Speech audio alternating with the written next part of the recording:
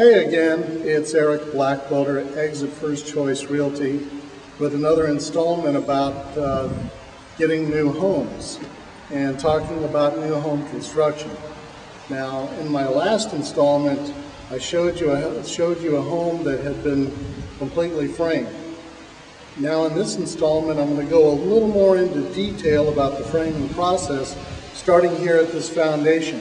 This is the foundation done by Mike Garcia that I showed you in the early part of this process. So if you go back through my videos, you'll see me talk about the foundation. Anyway, now there's the lumber package that has been dropped up behind the house, and that includes the beams that are going to support it. So what happens is that there's going to be a main beam, actually a series of main beams that go left to right through the middle of the house as you look at it from the front. So if you're in the front yard, those beams would go left to right in the middle, and then there are floor joists, long joists that go from the walls out to the main beam and rest there on it. So you have two sets of joists that go out. Now, if you look back here, see this notch? Okay, that's where the main beam is going to rest. Typically, the main beam in a house is an iron I-beam. In this case, Mike is a custom builder, and he tends to go a little more stout and a little more high-tech. And in this case, he's going to be using a product that I call Paralam.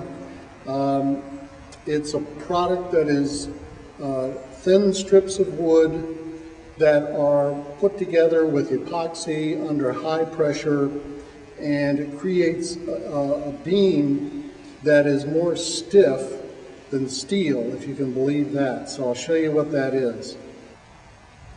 Now, this is one of the main beams of the house right here.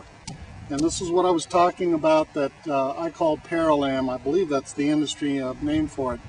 It is made of thin pieces of wood veneer that are sandwiched together with a special epoxy and screws all together with a lot of pressure, and it creates a beam that is stiffer than steel so that it doesn't flex. Now behind me here are the floor joists I spoke about. Okay, these are the pieces of wood that run from the wall of the foundation out to the beam in the middle of the house. These are what are called engineered joists, engineered floor joists. They're stiffer than wood, and the way they work is that there is, it looks like an I-beam when you look at it. It's got this piece of Paralam on the top, and then it's set into this piece of strand board, and then there's another piece of Paralam on the bottom. So it creates a very, very stiff floor joist. In fact, I believe one of the trade names you can get for this type of floor joist is a company called Silent Floor. That's because when they put it down, it's so stiff you don't get any kind of flexing that would cause the pieces of the floor to squeak. Pretty cool stuff here. I'll give you another look on the end. Now, you can see here on the end how each of these is like an I-beam. They've been sandwiched together to save space for shipping, but these can run large expanses of space and will not give the kind of flex that you would get from, say, a 2x10 or a 2x12. Pretty high-tech stuff.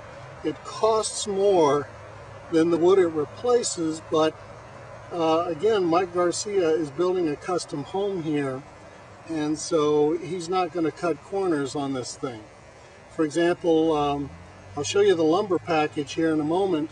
One of the things that he does that I don't think any other builder around does is he uses 2x6s for framing the house as opposed to 2x4s.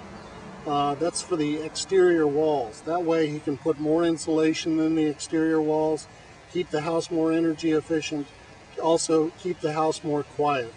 So we'll take a look at the lumber package. Now, this is the lumber package. It's come in 4 piles here.